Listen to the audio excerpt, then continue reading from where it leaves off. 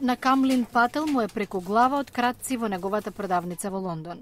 И покрај тоа што инсталирал безбедносни камери, успевале да го надмутрат. Кога слушнал за очите на интернет, веднаш искористил можноста и станал еден од првите клиенти. Без оглед на 6 вработени, ни треба некој кој ќе го нагледува дуќено 24 часа, 7 дена во неделата. Крадењето е голем проблем за нас. Сега барем знаеме дека некој го нагледува за нас. Идејата е едноставна. Безбедносните камери широм Британија во живо пренесуваат на интернет. Волонтери како Роберт Стивенсон може да се приклучат и да гледаат што се случува. Ако забележам проблем, можем да го притиснам копчето за аларм. Корисникот на камерата добива известување за неколку секунди.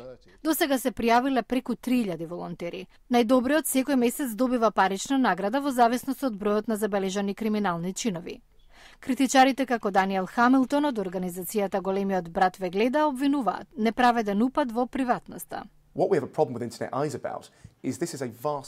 е воајерски рај за луѓето кои од дома шпионираат недолжни граѓани додека пазаруваат. Тоа е погрешка.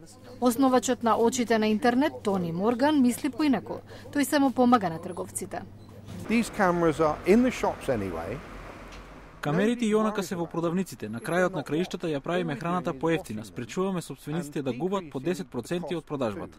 Камлиш Пател е толку задоволен од услугата што воопшто не му пречи да плаќа $120 месечно за неа.